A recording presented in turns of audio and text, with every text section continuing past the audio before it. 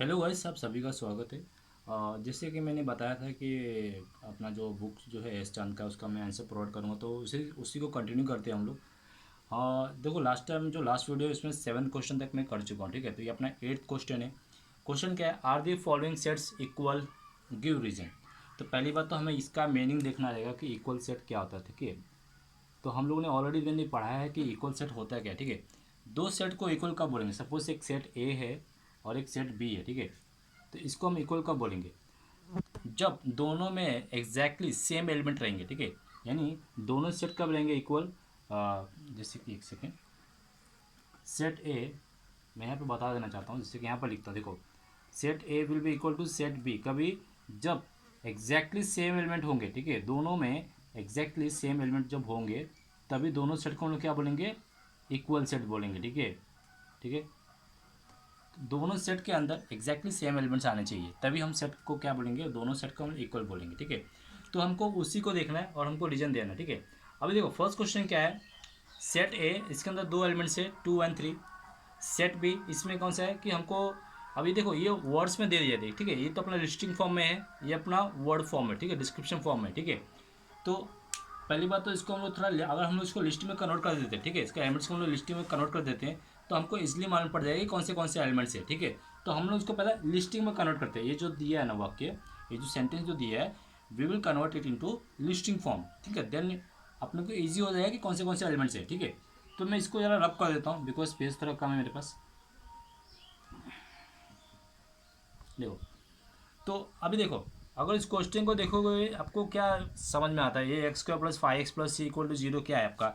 Actually बोले तो quadratic equation form है, ठीक है।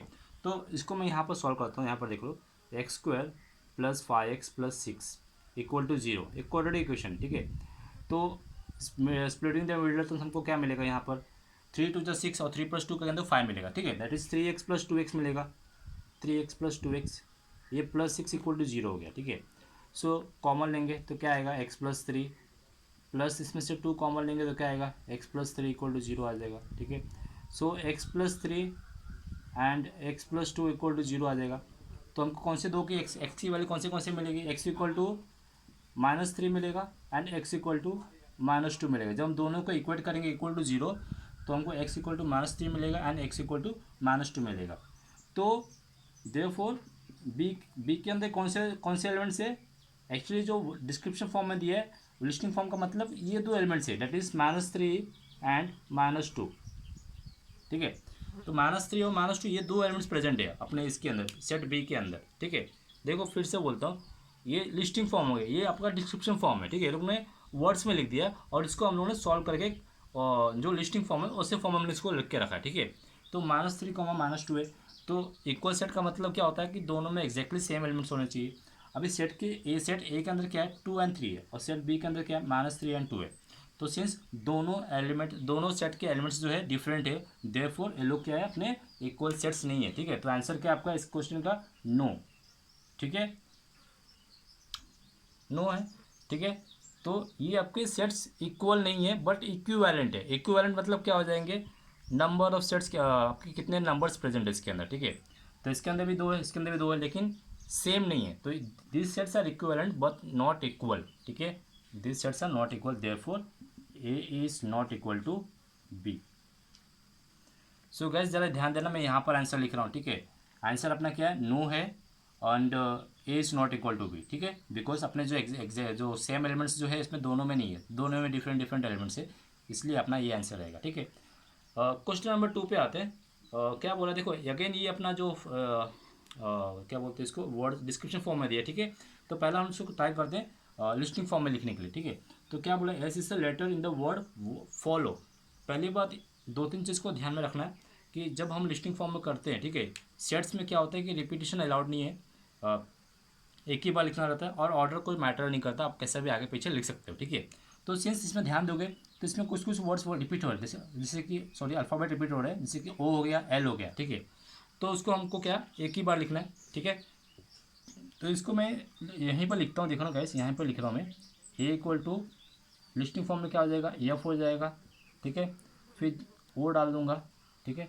फिर एल डाल दूंगा, ठीक है। फिर डब्ल्यू डाल दूंगा, ठीक है। ये चार ही एलिमेंट्स है इसके अंदर, ठीक है। सिमिलरली बी के अंदर, ठीक है, बी के अंदर क्या क्या क्या क्या देंगे। अब वुल्फ जो वर्ड है उसको हमको करना है, ठीक है। तो वुल्फ को डब्लू डाल दूंगा, ओ डाल दूंगा, एल डाल दूंगा, एफ डाल दूंगा, ठीक है। गैस सभी को आपको मालूम है कि हम लोग हर एक एलिमेंट के बाद कॉमा डालते हैं, ठीक है। तो इसको वर्ड्स को हमको एलिमेंट्स, इसको ये जो वर्ड्स जो था ना इसको हमको एलिमेंट फॉर्म में लिखना था, ठीक है। तो सबको सेपरेट कॉमन दे के सेपरेट करने का था लिस्टिंग फॉर्म में, ठीक है। अगर आप ध्यान से देखोगे तो दोनों के अंदर एक्जैक्टली सेम सेम एलिमेंट है। देखो इसके अंदर डब्ल्यू है, इधर भी डब्ल्यू है, इधर ओ है, इधर भी ओ है, इधर एल है, यहाँ पर भी एल है, यहाँ पर एफ है, यहाँ पर भी एफ है। तो दोनों में एग्जैक्टली सेम एलिमेंट्स है, ठीक है। तो इसका आंसर क्या हो जाएगा, यस। ये सेट्स क्या है आपके, इक्वल सेट है, ठीक है, यस। तो इसका आंसर क्या हो जाएगा, यस हो जाएगा, ठीक है। बिकॉज क्या हो जाएगा, A is equal to B, ठीक है, because A equal to B, ठीक है गाइस, ठीक है गाइस। तो ये आपके आंसर है गाइस। सो मिलते हैं नेक्स्ट वीडियो में नेक्स्ट क्वेश्चन के साथ। Thank you very much.